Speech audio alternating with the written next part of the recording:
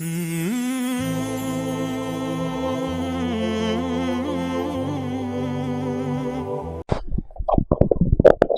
علیکم۔ بسم اللہ الرحمن الرحیم، الصلاة والسلام علی رسولہ الکریم وعلی آلہ وصحبہ اجمعین، اما بعد۔ مولانا الیاس صاحب رحمۃ اللہ علیہ نے فرمایا کہ میں نے اللہ سے 3 دعائیں مانگی جو قبول ہوگی۔ ایک یہ کہ اس کام کی انتہا ہدایت پر ہوگی، اللہ اسی کو ہدایت عامہ تامہ کے لیے ذریعہ بنائے، کسی اور چیز میں لگے بغیر، کسی اور چیز کے اضافے کے بغیر۔ 1993-94 میں کچھ اختلاف ہوئے بڑوں میں، اور یہ شروع سے چلی آ رہی ہے بات، کوئی نئی نہیں۔ صحابہ کا جو اختلاف ہے اس کی ایک حکمت یہ ہے کہ ہمیں اختلاف کرنے کا بھی طریقہ ہے کہ اختلاف کرنا کیسے ہے۔ جو بہت سی حکم میں سے ایک حکمت یہ ہے کہ جو صحابہ میں اختلاف ہوا اور جنگ تک نوبت پہنچی، چونکہ آئندہ امت نے آپس میں اختلاف کرنا تھا، جو فساد تک بھی پہنچنا تھا، اور ان میں اختلاف نہ ہو یہ دعا قبول بھی نہیں ہوئی تھی۔ تو جب میرا کسی سے اختلاف ہوتے ہوتے لڑائی تک بھی چلا جائے تو اس میں مجھے کیا کرنا چاہیے؟ مثلا جب جمل کی جنگ میں حضرت علی کو فتح ہوا تو مفتوح پر غصہ بھی ہوتا ہے اور طاقت بھی حاصل ہو چکی ہوتی ہے، تو فاتح بے دریغ خون بہاتا ہے۔ تو آپ نے فرمایا کہ نہ کسی بھاگنے والے کو قتل کیا جائے، نہ اس کا پیچھا کیا جائے، اور نہ مال جو چھوڑ گئے ہیں اسے لوٹا جائے، نہ اسے مال غنیمت بنایا جائے۔ یہ کتنا بڑا درس ہے، کتنا بڑا سبق ہے یہ۔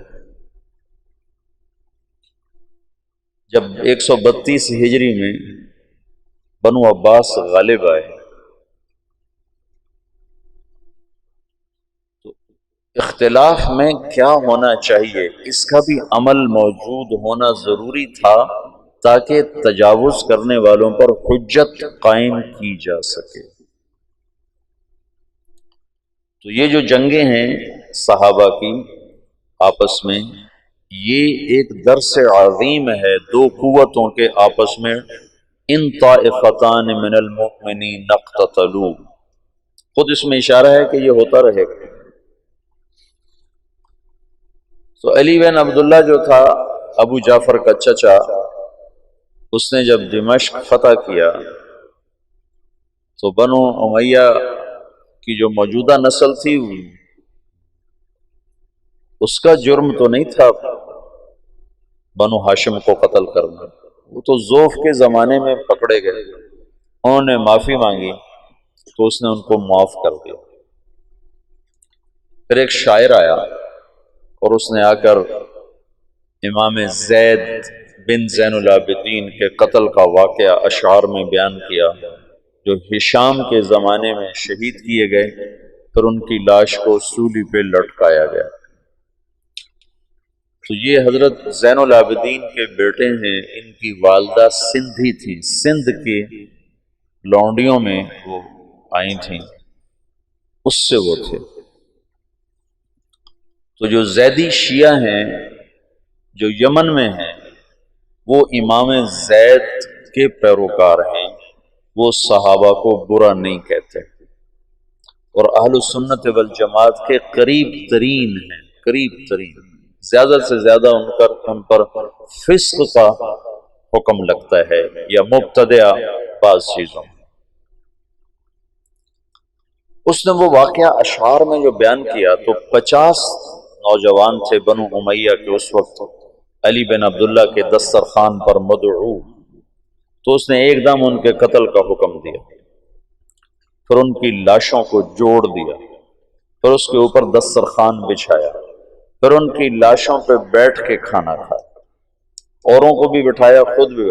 نیچے ابھی کچھ مرے تھے، کچھ میں جان رمق واقعی تھی، وہ سسک رہے تھے، کراہ رہے تھے، اور وہ اوپر دسترخوان بچھا کے کھانا کھاتا رہا اپنے شرکاء کے ساتھ۔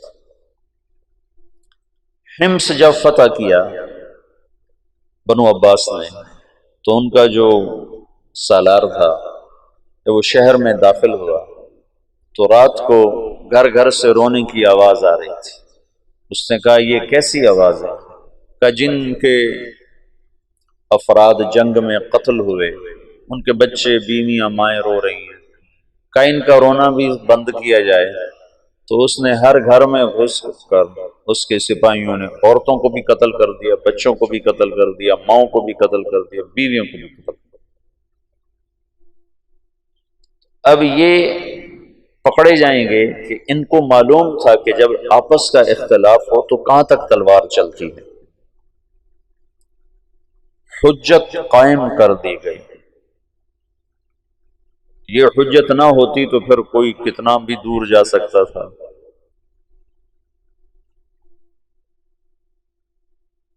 تو جب اختلاف ہوا 1993 میں تو مجھے ڈر لگا، وہ اتنا شدت اختیار کر گیا کہ مجھے ڈر لگا کہ شاید مولانا الیاس صاحب کی دعا کی قبولیت ہے کہ نہیں ہے کہ نہیں ہے۔ لیکن اللہ نے اس فتنے کو ایسے ختم فرمایا، وہ دعوت کی محنت کو پھر ایسے اٹھایا کہ جیسے اختلاف ہوا ہی نہیں تھا۔ دوسری دعا یہ مانگی کہ اس کی شکل کوئی نہ تبدیل کر سکے، جو کرنا چاہے گا نہیں کر سکے گا، یہ اسی شکل کے ساتھ چلے۔ کل بات میں نے کی تھی کہ کچھ اوامر اپنی شکل کے ساتھ منسوس ہیں اور کچھ اپنی ذات کے ساتھ منسوس ہیں، شکل کے ساتھ نہیں۔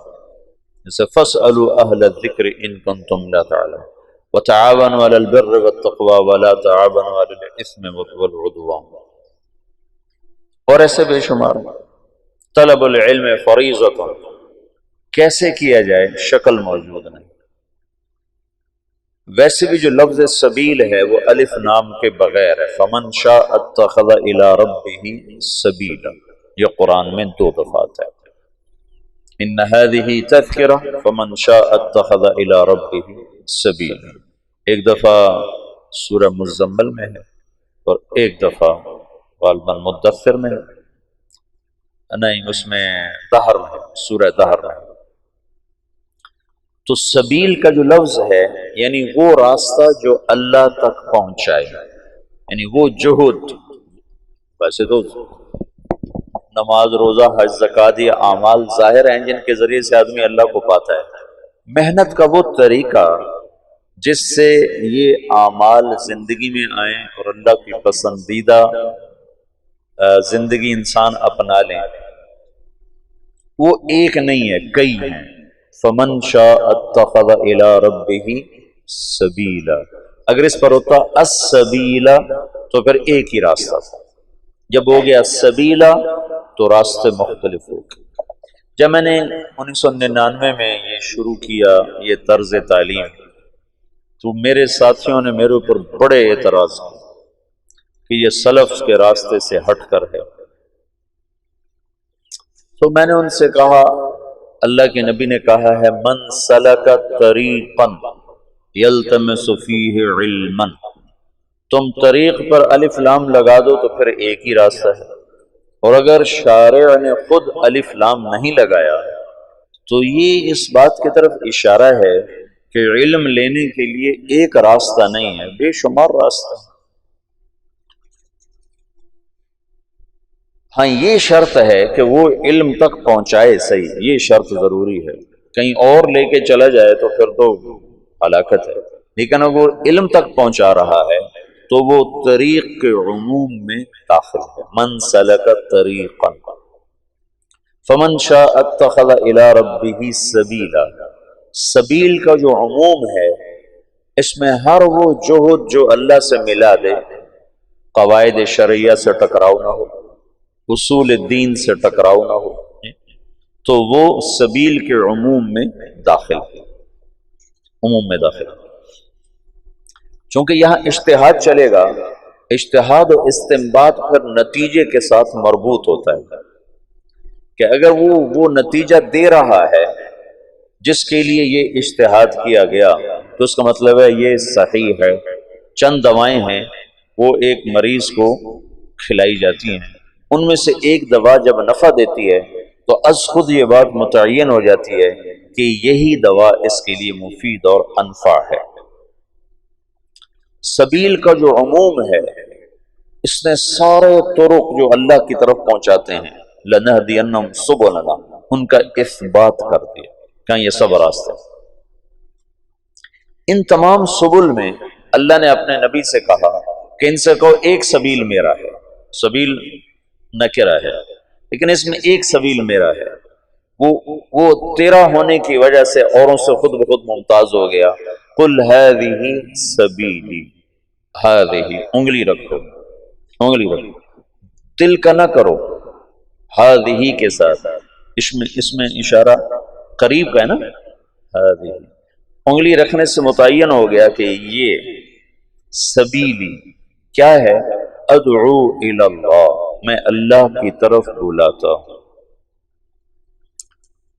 ہذہ کلمہ تانیث ہے، اشارہ ہے کہ تبلیغ کا کام الفت و محبت کا ہے، سختی کا نہیں، مناظرے کا نہیں، تحکم کا نہیں، تجبر کا نہیں۔ جیسے تانیث کو، انثى کو، عورت کو محبت سے لیا جائے تو وہ سب کچھ فدا کر دیتی ہے، اور تم فتوے سنا کے بیویوں کو لینا چاہو گے تو اپنا گھر توڑ بیٹھو گے۔ اگر ہم خامند بن کے دکھاؤ گے کہ ہم خامند ہیں، شریعت یوں کہتی ہے، سجدہ ہوتا تو صرف مجھے ہوتا، تو پھر تم اپنی بیویوں کو باغی بنا دو گے۔ اور اگر محبت کے راستے سے لوگے تو سب کچھ قربان۔ تو ذکر و انثیٰ اس میں برابر ہے، لیکن مرد پھر بھی کچھ سختی برداشت کر جاتے ہیں۔ عورت کا مزاج بہت نازک ہوتا ہے، وہ ذرا بھی سختی برداشت نہیں کر سکتی۔ تو ہذہ میں اشارہ ہے کہ یہ کام الفت و محبت سے چلتا ہے، یہ ڈنڈے سے نہیں چلتا ہے۔ پھر ہذہ سبیلی میں ایک خبر کے ساتھ اظہار فخر بھی ہے کہ اگر تمہیں اپنے راستوں پر فخر ہے تو ہذہ سبیلی، میرا بھی یہ راستہ ہے، یہ میرا راستہ ہے، یہ میرا راستہ ہے۔ سمجھ لو، اس میں لہجے میں اٹھانا ہے، جیسے بڑی گاڑی والا کہتا ہے یہ میری گاڑی ہے۔ میں ایک مثال دیا کرتا ہوں، یہ میری گاڑی ہے۔ تمہارے کئیوں کے پاس سائیکل ہیں، تم کہتے ہو یہ میرا سائیکل ہے، کہتے ہو؟ تم تو ویسے ہی تواضع میں مر جاتے ہو کہ بھائی سائیکل ہے، چہرے پر بھی تواضع آ جاتی ہے۔ ہذہ سبیلی، اس میں ایک اظہار فخر ہے کہ کہو میرے نبی یہ ہے میرا راستہ، ادعو الی اللہ۔ تو سبل سبیلہ میں ایک سبیل اللہ کے نبی کا ہو گیا تو اپنے آپ ممتاز ہو گیا، اپنے آپ اونچا ہو گیا۔ علی بصیرت، اس راستے کی سواری کیا ہے؟ بصیرت، پیسہ نہیں، ڈگری نہیں، سند نہیں، بصیرت، شکل و صورت نہیں، بصیرت۔ بصیرت صفات کے مجموعے کا نام ہے، اس کا کوئی ایک مطلب نہیں کہا جا سکتا۔ بیگ اٹھا لو، بھائی بیگ ہے، کہتے بھائی بیگ اٹھا لو، تو خالی بیگ مراد ہے یا اس میں چیزیں بھی ہیں؟ خالی بیگ کو لے کر کیا کرو گے چلے میں؟ بھائی ایک بیگ بھی ساتھ لے لو، ہم کہتے ہیں بھائی ایک بیگ لے لو، تو بیگ سے مراد ہے کہ خالی بیگ اٹھا کے چل پڑو۔ بیگ کے لفظ میں ساری چیزیں آ گئیں خالی بیگ کہنے سے۔ بصیرت یہ 6 نمبر کا مجموعہ بصیرت، یہ 6 صفات اور جتنی صفات ایمان ہیں ان سب کے مجموعے پر بصیرت کا لفظ میرے خیال میں آنا چاہیے۔ علی بصیرت، کہ اس راہ کا جو مسافر ہے اس کی سواری پیسہ نہیں، ڈگری نہیں، اس کی سواری صفات ایمان ہے۔ پھر یا رسول اللہ آپ اکیلے ہو کر؟ نہیں، اکیلے نہیں، امت کو شریک کرنے کے لیے انا کا اضافہ ہے۔ انا جیسے ریلوے انجن آ کر ڈبوں کو پکڑتا ہے، اس میں ایک ہک لگا ہوتا ہے، وہ آ کر ایسے ڈبوں میں فٹ ہوتا ہے اور سارے ڈبوں کو کھینچ کے کراچی لے جاتا ہے۔ تو یہ انا وہ حک ہے جو ایسے آ کے پوری امت کے ڈبوں میں پھنسا ہے، وَمَنِ اتَّبَعَنِي، جو میرے اتباع ہیں، اور جو یہ کہتے ہیں ہم اتباع محمد صلی اللہ علیہ وسلم ہیں، ان کا کام بھی دعوت الی اللہ ہے۔ وَمَنِ اتَّبَعَنِي، اکیلا نہیں ہوں، میرے ساتھ میری امت شریک۔ وَسُبْحَانَ اللَّہ، پہلے اللہ یہاں لے گیا داعی کو، یہاں دعوت جیسا کام ہی کوئی، دعوت جیسی جہد ہی کوئی، کہ یہ نبیوں کا اور نبیوں میں آخری نبی کا بطور فخر و تباہی یتباہا بہی، یتباہا بہی، بطور تشکر اور تفاخر ہے کہ اللہ نے مجھے یہ عزت والا کام دیا ہے، تو کہیں میں بھی اپنے آپ میں عجب میں مبتلا نہ ہو جاؤں، تو وَسُبْحَانَ اللَّہ، وَسُبْحَانَ اللَّہ۔ سبحان اللہ کا مطلب کیا ہے کہ یا اللہ تیری طرف بلانے کا حق کون ادا کر سکتا؟ تو سبوح قدوس، میں عبد ضعیف، میں تیری تقدیس و تحمید و تحلیل و تکبیر اور تیری طرف بلانے کا حق میں کہاں ادا کر سکتا ہوں؟ وَسُبْحَانَ اللَّہ، اللہ کی تنزیہ اور اپنا اعتراف تقصیر کہ اللہ میں مقصر ہوں، میں معترف ہوں۔ ابوء لک بنعمتک علی و ابوء بذنبی، وسبحان اللہ، کہ میں بڑا نہیں ہوں، کام بہت بڑا ہے اور میں اس کا حق ادا نہیں کر سکتا، اور اس جہد کی ادائیگی میں کس مقام پر کھڑا ہوں؟ وما انا من المشرکین، میں 33 نمبر پر کھڑا ہوں، 33 نمبر۔ آپ میں پاس والا کتنے نمبر کو ہوتا ہے؟ کم رقم 40۔ جو لڑکا 40 نمبر لیتا ہے وہ کوئی زیادہ خوش نہیں ہوتا ہے، نہ ہی اس کے استاد اس پہ خوش ہوتے ہیں، نہ وہ اپنی ذات میں خوش ہوتا ہے، نہ اس کے ساتھیوں میں وہ کوئی قابل فخر ہوتا ہے۔ ہمارے اسکولوں میں 33 نمبر ہوتے ہیں، 33 نمبر والا ایسا پاس ہوتا ہے کہ اسے پاس ہونے کی مبارک ہی نہیں دے سکتا، وہ مبارک ہو آپ پاس ہو، کہتا جی کی پاس ہے، بس ایم ہی ہو گیا۔ نہ اس کو خوشی ہوتی ہے کہ میں پاس ہوا ہوں، اور نہ اس کے اہل کو خوشی ہوتی ہے کہ ہمارا بچہ پاس ہو گیا ہے، لیکن فیل ہونے کا عیب اسے نہیں دیا جا سکتا، فیل ہونے کا تانا اسے نہیں دیا جا سکتا، فیل ہونے کا عیب اس پر نہیں لگایا جا سکتا۔ تو وما انا من المشرکین میں کیا ہے کہ میرے پاس آخری درجہ ہے کہ میں شرک نہیں کرتا، میں شرک سے پاک ہوں، باقی میں مقصر ہی مقصر ہوں۔ یہ آخری دو جملے بہت خوبصورت انداز میں یوں برابر کر دیتے ہیں۔ اوپر والا حصہ بہت اونچا تھا تو اس کو نیچے لانے میں اللہ نے دو جملوں کے ساتھ تم اپنی ہستی نہ بھولنا، اپنی حیثیت اوقات نہ بھولنا، تم تو یہ کہو وما انا من المشرکین کہ یا اللہ میرے پاس آخری درجہ ہے کہ میں شرک نہیں کرتا۔ ایک چودھری حاکم علی تھا چونیا کا، ہماری جماعت گئی چونیا، تو لوگوں نے کہا اگر چودھری حاکم کو تبلیغ کرو تو پھر ہم جانے تبلیغ کا کام کوئی کام ہے۔ چودھری حاکم وہاں کا بڑا ذمہ دار اور ڈاکو رکھے ہوئے، چور رکھے ہوئے، چوریاں کروانیاں، ڈاکے ڈلوانے، زمینوں پہ قبضے، جائیدادوں پہ قبضے، ایسا تھا۔ جماعت بھیجی، انہوں نے پتہ نہیں کیا اس سے بات کی، وہ تیار ہو کے آ گیا، 6 فٹ سے زیادہ اس کا قد اور یہاں اس کا جسم، اور بڑی بڑی مونچھیں، کھلا کرتا، کھلا تہمد اس نے پہنا ہوا، تو مسجد میں اس کو لے کر آئے۔ تو مغرب کے بعد بیان تھا، تو مغرب سے پہلے وہ آیا، تو ایک طرف ہو کر میں اس کے ساتھ بیٹھا، تھوڑی اس سے بات شروع۔ میری بات سننے کے بعد غالباً اس کو کوئی ندامت ہوئی دل میں، تو وہ مجھ سے کہنے لگا مولوی صاحب وما انا من المشرکین، اس کو ایک واقعہ سے مزید واضح کرنے کی کوشش کر رہا ہوں۔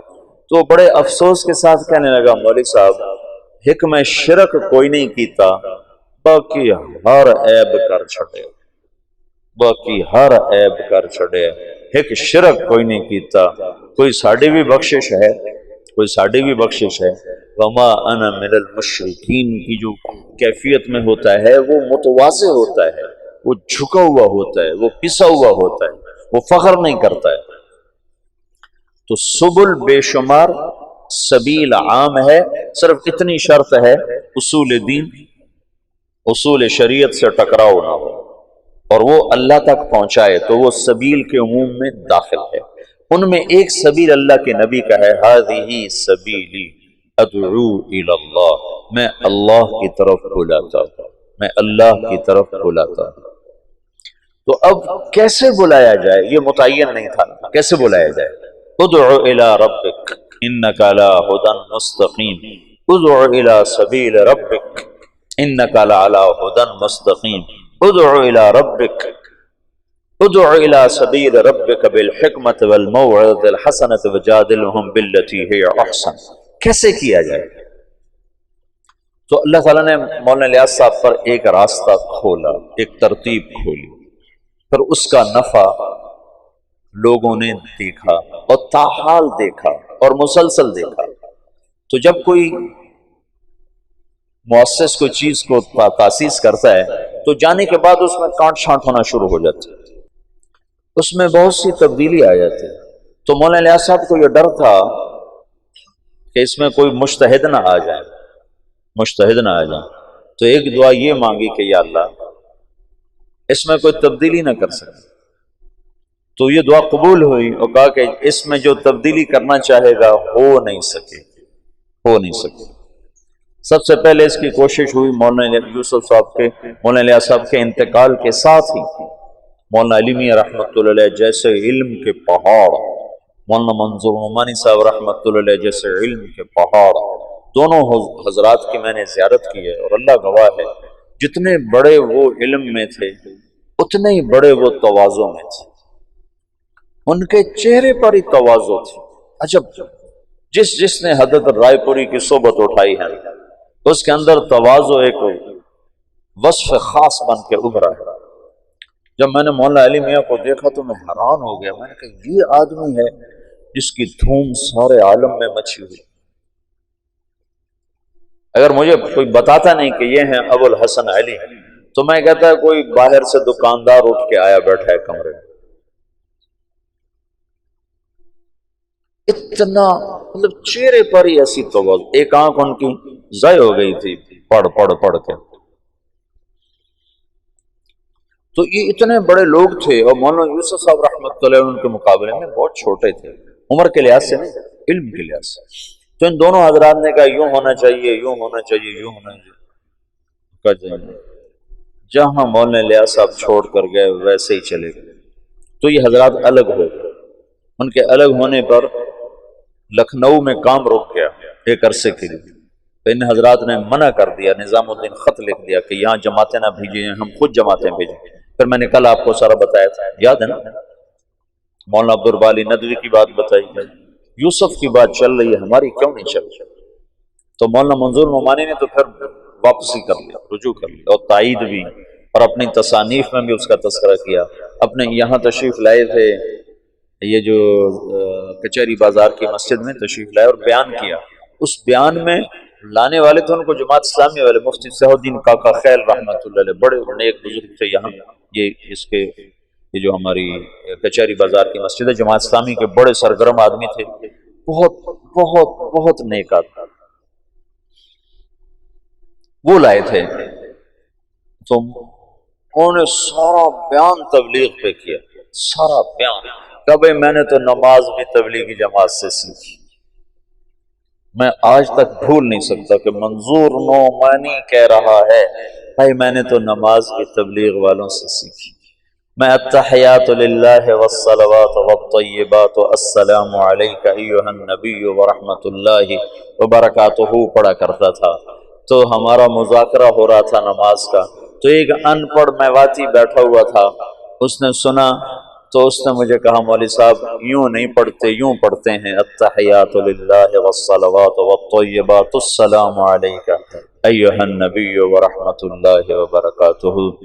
مولوی صاحب ناراض نہ ہونا، یہ الف نہیں پڑھا جاتا جب اس کو اکٹھا پڑھتے ہیں، ہاں جب یہاں ٹھہر جاؤ تو پھر السلام علیکم پڑھتے ہیں، لیکن اگر اکٹھا پڑھیں تو الف نہیں پڑھا جاتا۔ کہ بھائی میں نے تو نماز بھی تبلیغ والوں سے سیکھی۔ کہہ سکتے ہو تم تو بھی مولوی بھی نہیں، ویسے علامہ تو تم بنے ہوئے ہو۔ ہم علماء ہیں، ہم علماء ہیں۔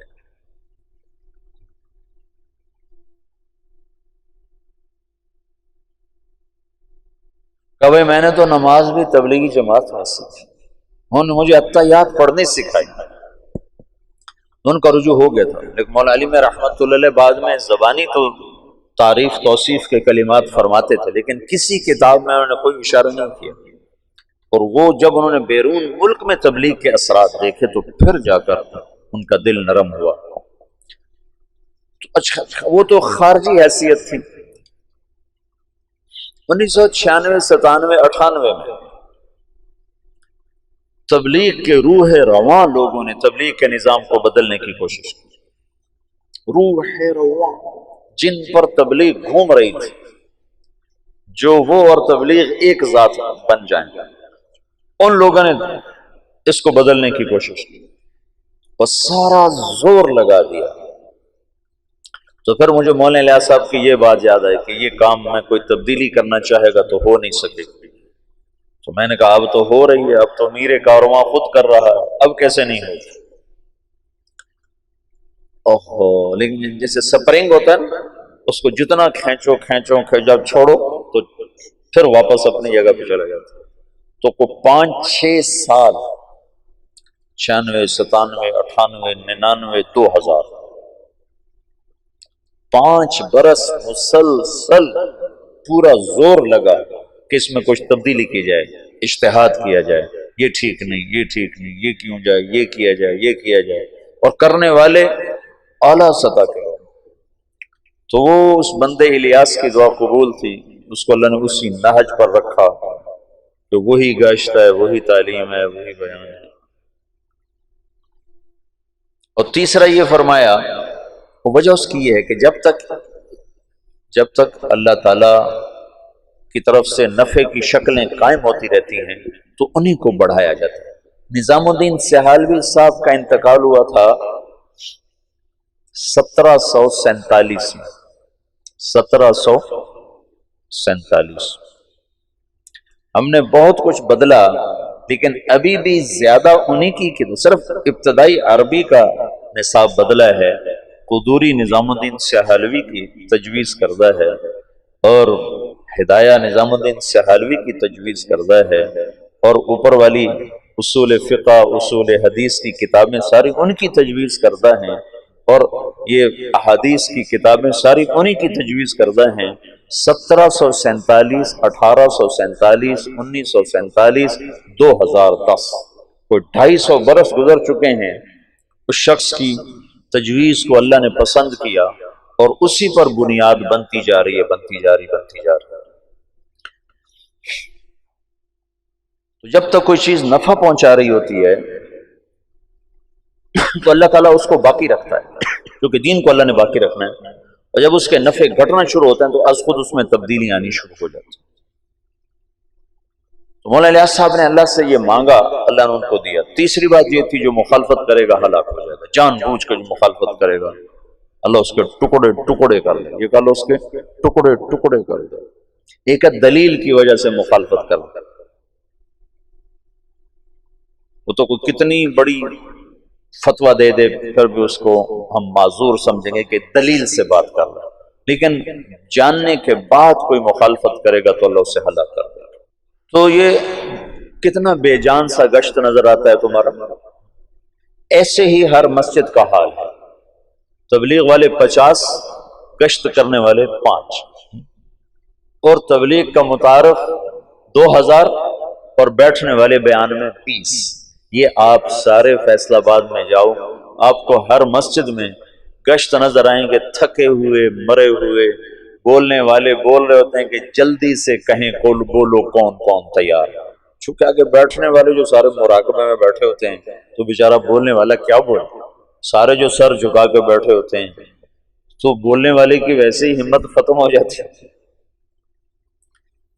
تو دیکھنے میں یوں نظر آتا ہے کہ یہ کیا مرے مرے گشت ہیں، اس سے تو کچھ بھی نہیں ہونا چاہیے. لیکن جب اجتماع ہوتا ہے تو لوگ کہاں سے آ جاتے ہیں. جب ہم دنیا میں پھرتے ہیں تو وہاں اس کے اثرات کیسے نظر آ جاتے ہیں. ساری دنیا میں یہاں یہ پیچھے عصر کے بعد چل رہا تھا، 3 نوجوان آئے. میں نے کہا کہاں سے آئے؟ کہا جی ہم اسپین سے آئے ہیں. میں یہ سمجھا یہ اسپین سے آئے ہیں، اسپین، ہسپانیہ، اٹلی کی، یہ فرانس کے ساتھ. تو مجھے یہ، میں نے کہا پاکستان میں کہاں کا ہوگا؟ جو گجرات ہے.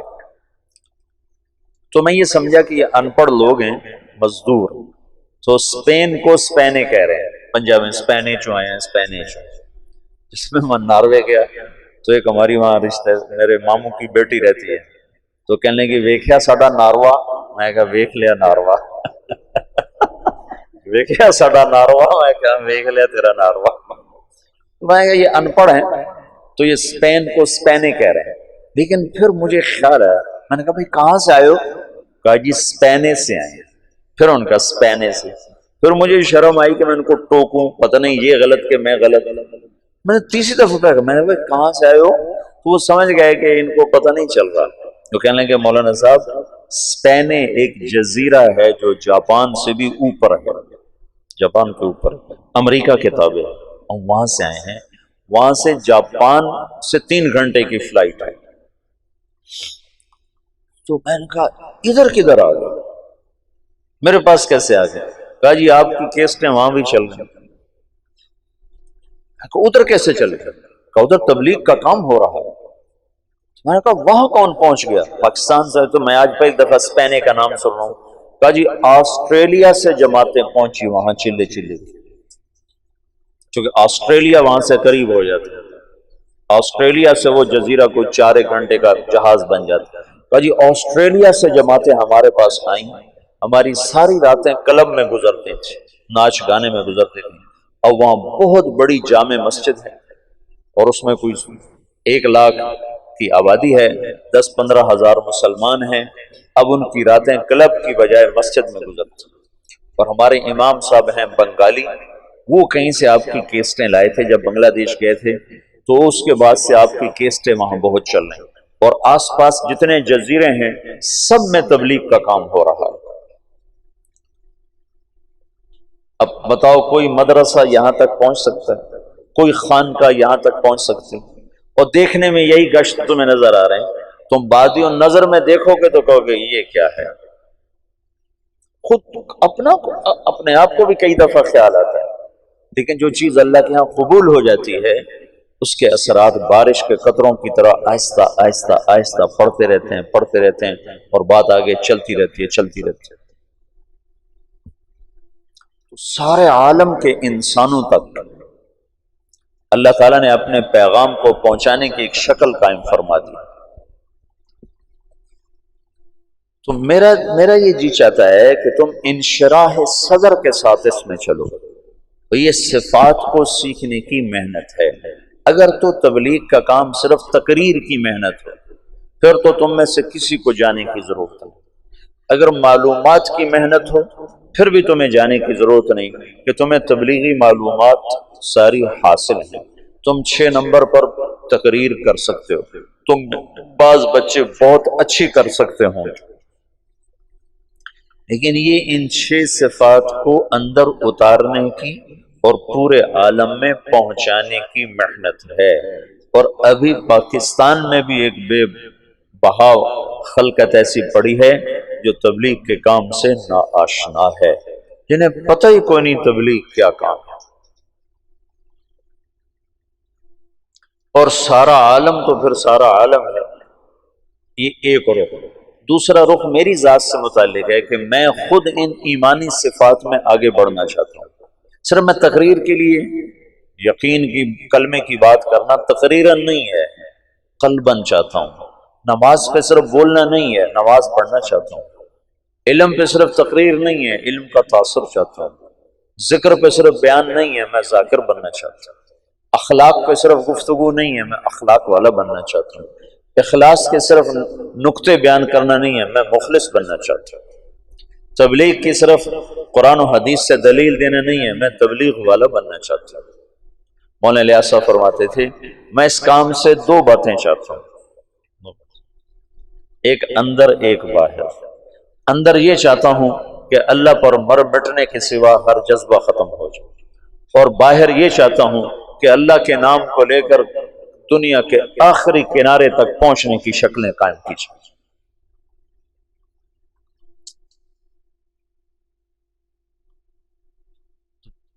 تو کلمے کا جو یقین ہے یہ تو ہم مدرسے میں نہیں پڑھاتے، ہم تو کلمے کی لغوی چیز آپ کو بتاتے۔ تمہارے استاد شیخ رمزی فرما رہے تھے کہ ان کے استاد صاحب نے لفظ اللہ پہ 1 مہینہ تقریر کی دارالعلوم میں، 1 مہینہ۔ یہ مشتق ہے کہ جامد ہے کہ پتہ نہیں الف لام کون سا ہے، اور یہ ولیہ سے ہے علیہ سے ہے، تو مدرسے میں تو یہ بتایا جائے گا، لیکن اللہ دل میں حرارت پیدا کرے یہ مدرسہ نہیں بتا سکتا، نہ یہ مدرسے کی زبان ہے کہ وہ تمہیں ایسے اللہ بتائے کہ دل دماغ تمہارا ہل کے رہ جائے اور پر ہو جائے اس کی محبت سے۔ تبلیغ اللہ کی محبت تک پہنچنے کے لیے پہلے نمبر کی دعوت سکھاتی ہے۔ پہلا نمبر بولو،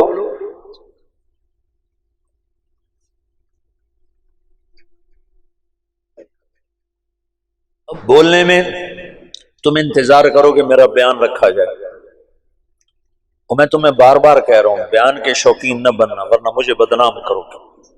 میں پہلے بدنام ہوں تبلیغ میں، تم اور نہ مجھے بدنام کرنا کہ تم بیان کے لیے آگے آگے ہو جاؤ کہ میرا بیان رکھو، میرا بیان، پیچھے پیچھے رہو، پیچھے پیچھے رہو۔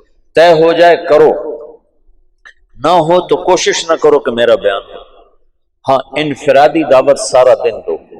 یہ ابھی آخری سال کے بچوں کو میں بتا رہا ہوں کہ جب میری شادی ہوئی تو اس کے بعد رائے منڈ جانا مجھے لگے جیسے میں تھانے پہنچ گیا، دل ہی نہ لگے، اتنی وحشت ہو۔ گھر چھوڑنے کی وحشت میری ختم ہو گئی تھی جب میں 11 سال کا تھا، تو میرے ماں باپ نے مجھے لاہور داخل کرا دیا، تو وہ 2-3 سال میں روتا رہا گھر کی یاد میں، پھر میرا دل سخت ہو گیا، نہ ماں یاد آتی، نہ باپ یاد آتا، نہ گھر یاد آتا۔ لیکن جب شادی ہوئی تو پھر دوبارہ گھر یاد آنے لگا، بیوی یاد آنے لگی۔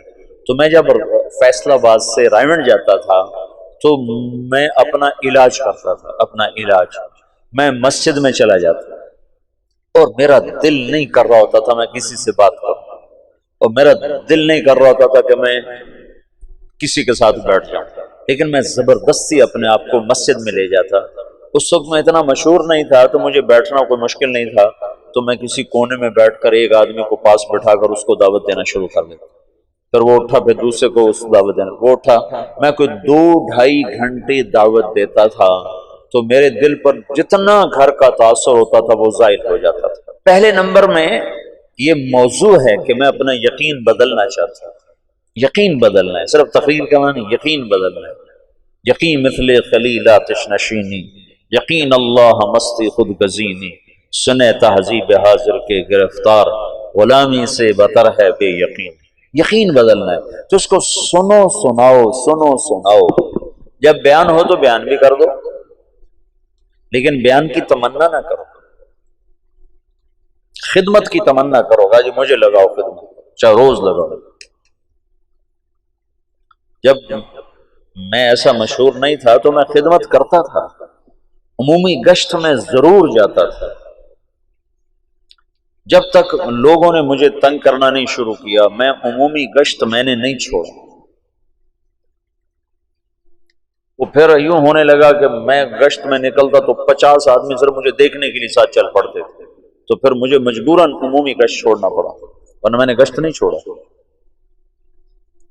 تبلیغ کا کام بولنے میں جلدی آ جاتا ہے، کرنے میں جلدی آ جاتا ہے، کرنے میں جلدی آ جاتی ہے۔ تو لوگ سمجھتے ہیں ہمیں تبلیغ آ گئی ہے، مرتے دم تک جاہل بنا کے سن، اور محنت کرو، کوشش کرو۔ یہ میرے ساتھ شلے میں تھے مدرسے کے بچے، ایک احترام تھا، اور